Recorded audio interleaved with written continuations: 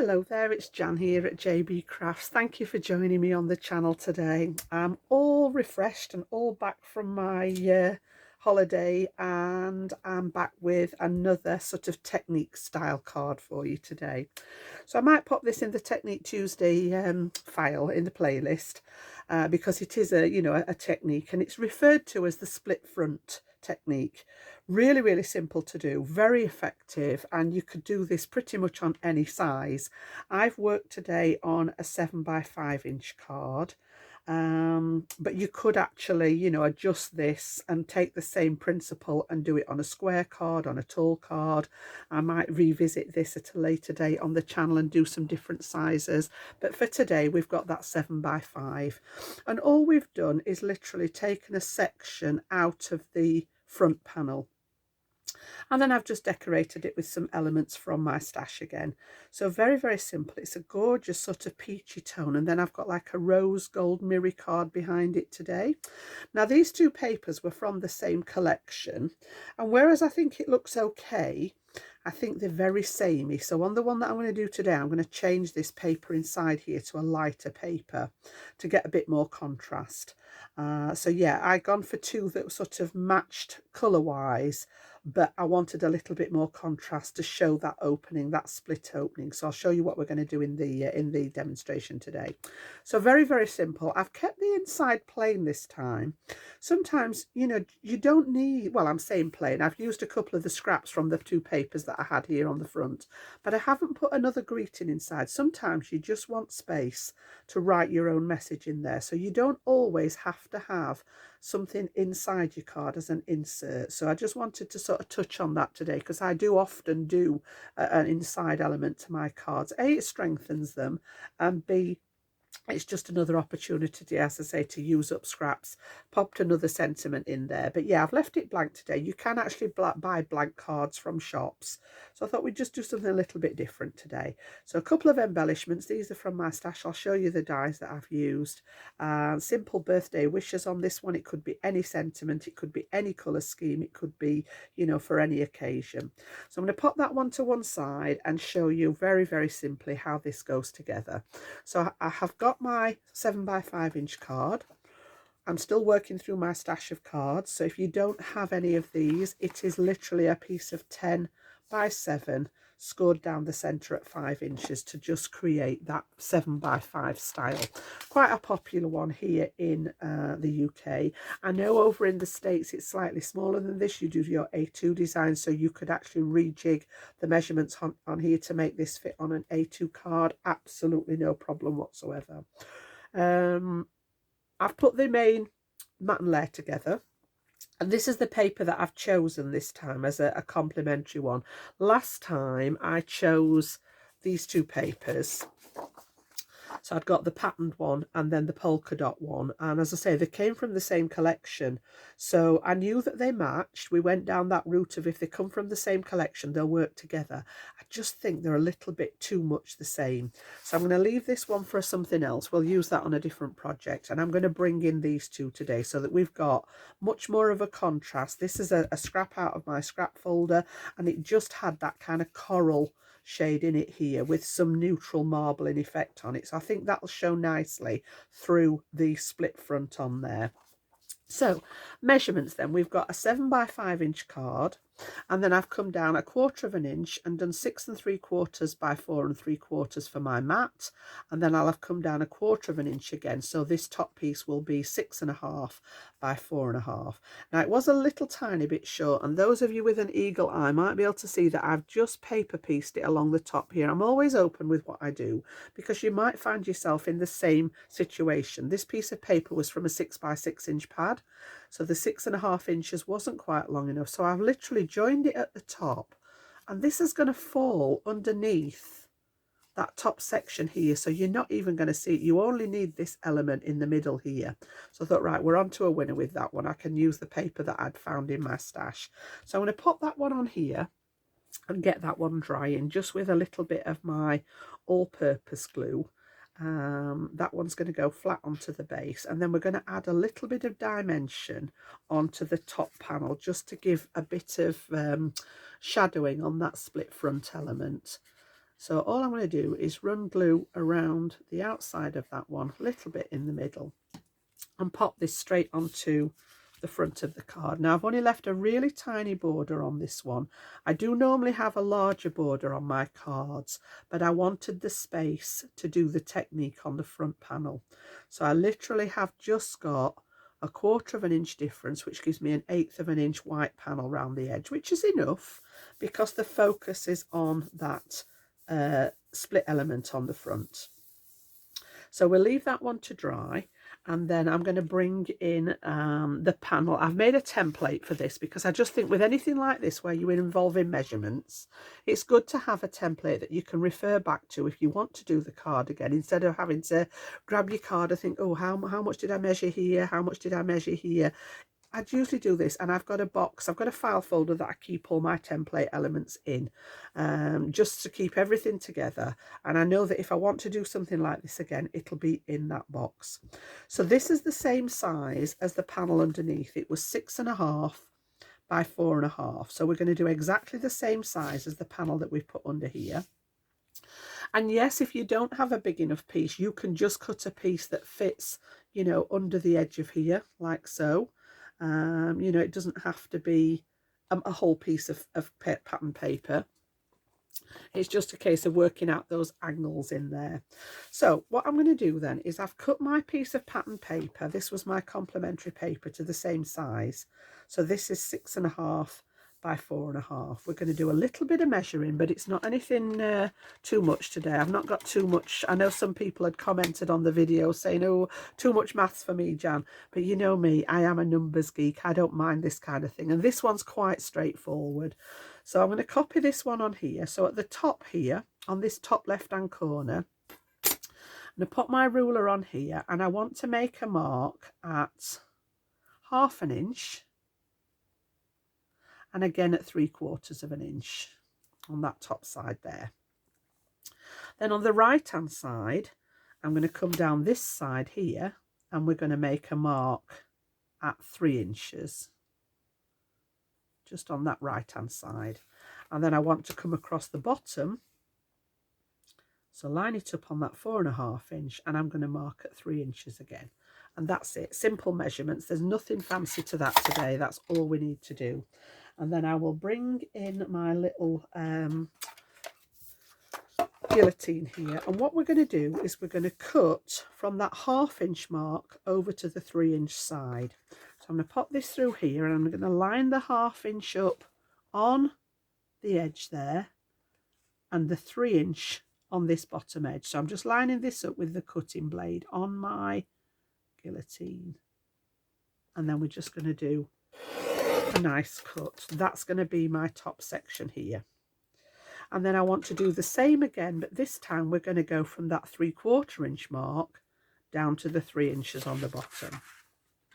So again, I'm going to line up the 3/4 inch mark on the top of the blade and the 3 inches at the bottom, and we're going to cut out that middle section. Okay, so just pop that to one side. And you can see here now we've got those 3 pieces. Now I'm going to take this one away for this particular card, but there's nothing to stop you doing the alternative, and you could actually create a card that has got this piece in and a different pattern paper at the other side. So you could get 2 for the price of 1 with this one. Haven't done this on the demo, but it is possible. Okay, so this one's going to go here, and this one's going to go on here, and we're going to translate that to the card front. So simply popping this one here and this one here. Now you could put these on flat, but I like to raise these up on a little bit of foam tape just to give them some sort of shadowing along this middle panel, and I do like the contrast between that lighter colour. So we'll pop the template to one side, and I've got some more pieces that I'm going to work with, but just before that I'm going to bring my distress ink in Vintage Photo, which is a nice neutral brown, and just go round the edges of my pieces here nice and quick, just to add that definition.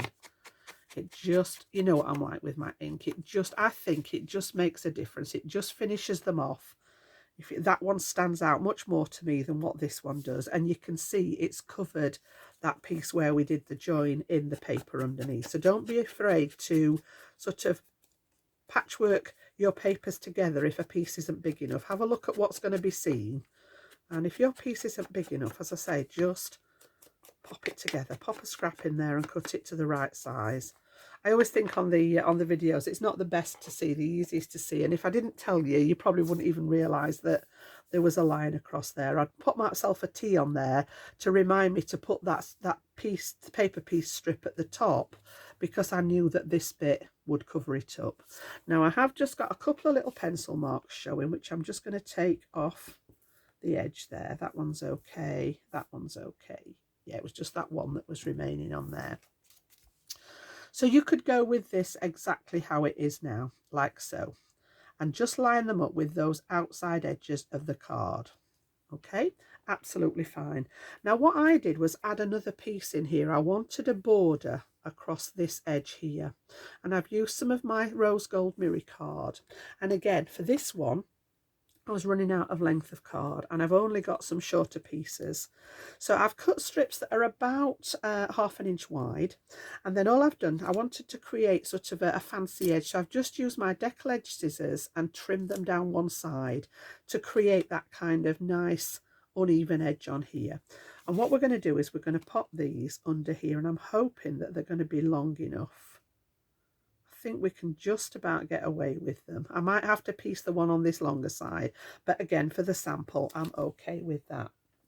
So all I'm going to do is turn this over, and you want the long side, not the one with the right angle on. And I'm just going to run a bead of glue down that long edge here. And then I'm going to settle this on. I'm just going to turn it round because I'm right-handed. I find it easier to work this way.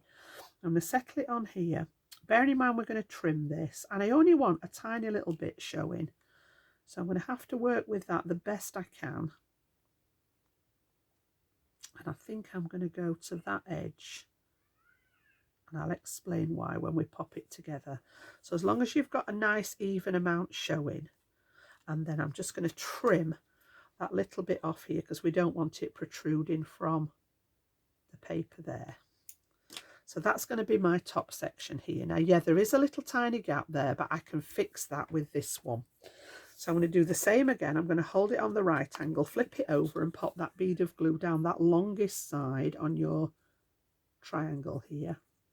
And this one we are going to have to pop an extra piece on, but I'm going to put it up at the top so that it's less obvious. So at the bottom there, we're going to add it like so. And I was really struggling because I couldn't find any more of this rose gold card. I was like, oh no, I'd already cut all the paper pieces. But as I say, this is often the case, and it's just to show you that you can make it work. Don't give up on something because your piece of card or paper's not the right size. And then all I'm going to do is I'm going to carry on with this here. So we've got that piece of glue left on there, and I'm just going to literally line it up. And by the time it's on the card, we'll not even notice that it's got that extra piece in there. And then on the back of here, just to make sure that everything's together nicely, I managed to get some seepage on the glue there, but that should dry clear. On the back, just to make sure it stays together nicely, I am just going to pop a little tiny bit of my double-sided adhesive just to hold that join together on the back. It's probably not necessary, but you know what I'm like. Well, I can't even see the join now. There it is. That's how good it is. So yeah, just across there, just pop that to hold it in place, and we're good to go. So once this is dry, I can come in with my adhesive eraser and sort that out. So again, I'm just going to follow the line of the cardstock here, like so. And then I'm going to do the same at this end. So again, we're going to pop and get rid of the long piece out of the way. And then we just want to follow the line of that card, the original piece of pattern paper that we cut there. Yep. And so we've got those edges in. Okay. And then just to make sure that everything tones in nicely, My apologies, that was my phone. I've had it on a louder noise while I was away on holiday and I forgot to turn the noise off again. Let me just deal with that. Okay. And then this one's going to go here. And because we've got the extension on the triangle, I am hoping that once we've got that one in place, that this one, yeah, is going to bridge that little gap at the top there where it wasn't quite long enough. Okay, got a tiny bit here that could have done with being a bit longer, but hey ho, I can live with it. So yeah, happy with that. The glue, I think, as I say, dries clear, so I can just take off any excess that's on the shiny cardstock there. And then what I'm going to do is I'm going to use both of these pieces and apply some foam tape behind it.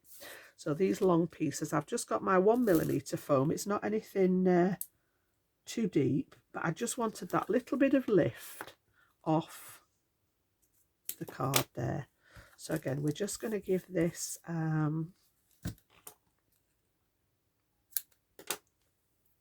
little bit of attention with the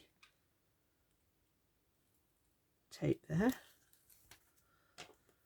And I'm going to do this on both of those pieces that we've just created. So as long as you've got enough support in it for it not to dip. Now then, that little piece that I just threw away would have come in handy for the end there, but not to worry, we can take a snippet off this one. So again, I'm going to do the same on this one. So we've got that straight edge there. We've got a nice long edge there. And then I'm just going to take that little triangle off there because I'm hoping that will be enough to just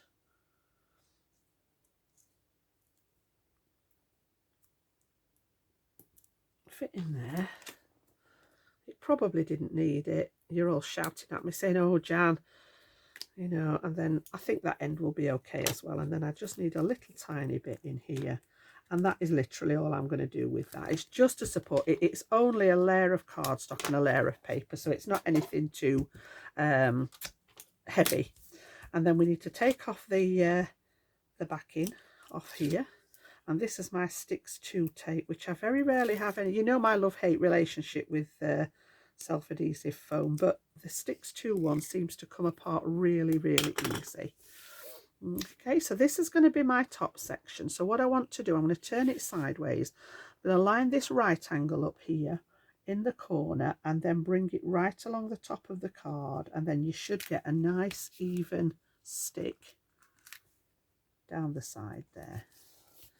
So that's the top one, and it just lifts it enough. It's just got a little tiny edge under here to throw that shadow. And then we're going to do the same with the bottom one. We're going to remove the liner from the tape.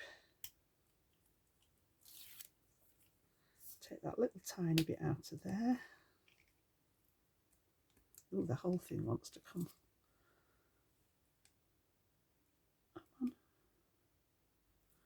Just need the liner off it. There we go. And then finally that piece at the bottom, and then we're going to do exactly the same. We're going to line that bottom corner up down here. Make sure that this edge and this edge are running nice and straight like so, and then that one should just pop over sufficiently to cover that little gap that we had at the top there. And you can see we've got that nice split front, and as I say, just popping the foam in just gives you that little bit of drop shadow in the middle. So if we look at our template again, we've got the piece of pattern paper at the top here and the piece at the bottom. Like I said, if you wanted to make a second card, you could just use this piece that we've cut out at the top. You could raise that piece, or you could actually get away with using that, to be honest, because we've added the borders onto here. You could get away with using this as an insert into a different pattern. So yeah, it just wants trimming down a fraction to make it the right size, and you could use that as a piece in another card if you wish. So embellishments have kept really simple today. I have used a set of my nesting dies here, and I've cut out a little coral peach scalloped circle, and then a white one which I've stamped my greeting on, and I've put some foam pads on the back of here, and that's going to be my greeting. It could be any occasion, doesn't have to be a birthday card, it could be absolutely anything. So we've just got one more of those to take away. Here we go, look, the last one's been stubborn as ever. There we go, I've got you. And then I'm going to pop this one in this bottom section here. Okay, so I've just gone for a nice sort of coordinating cardstock on there. And then I have used one of my favourite butterfly dies. I've had this ages. This is a layered butterfly, and this is from a Crafter's Companion Sarah Signature collection. Caring Thoughts, I think it was called. But I love the fact that you can layer this up. Now I've just used 2 layers. I've cut the middle one in white, and then the little outline layer in the peachy colour, the coral colour, just as an extra embellishment. And then because I'd done the stamping in black ink, I've added some black gems here just to link it together. And all I'm going to do is put some glue on the back of the body here. And again, you know, this could be anything. If you wanted to make this more masculine, you could put some stars in this bit or some buttons, things like that. But I just went with the butterfly for this one, and I'm just going to nestle this again inside. Again, I spent ages thinking, where do I want this? But I decided to have it just in that opening there, like so. And then just to emphasize the black so that it's sort of joined together a little bit better, let me just get my gems there. I've got some little tiny black gems left, and all I did was just create like, oops, turn them the right way up, Jan. Just create like a little trail.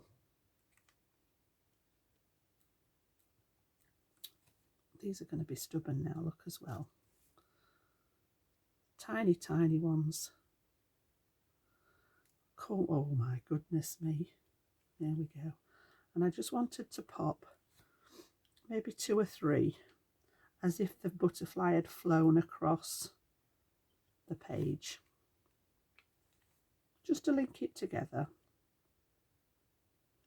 like that. That's all I'm going to do there.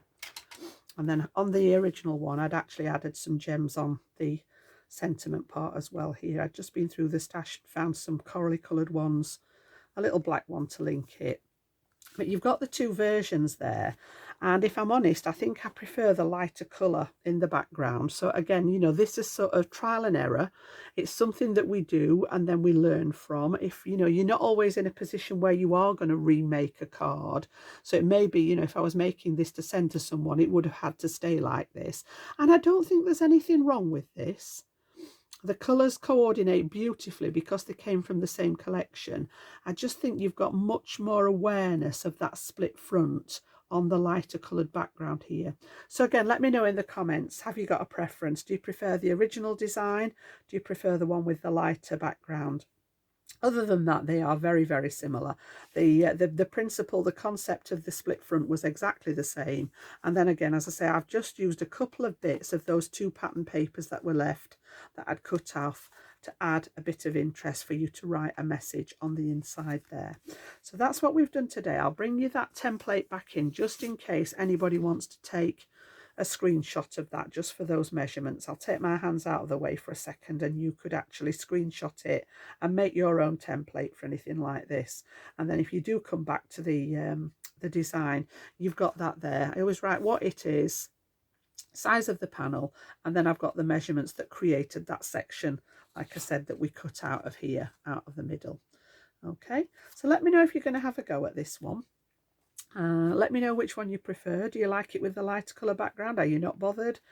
Are you okay with the, you know, the monochrome effect? And I'll read those comments in due course. So yeah, once this is dry, you can see how that, I've not stuck the top there. So this one, you can see how those little wings, you've got a bit of dimension on there. I used the gold mirror card on this one. I've used the peach on this one because, again, as I say, I've got very little of it left. I'd only got little tiny scraps left. So that's my project for today. I'm going to pop this in the Technique Tuesday playlist because it's showing you a new technique on there, one that I haven't done on the channel before. So yeah, if you enjoyed it, give it a thumbs up for me. And if you are new to the channel, it's great to have you here. If you've enjoyed the video, you may consider subscribing to the channel. And I upload twice a week on Tuesdays and Saturdays with content for you. So enjoy the rest of the day, whatever you're doing, and I will be back very soon with a new tutorial for you. Bye bye now.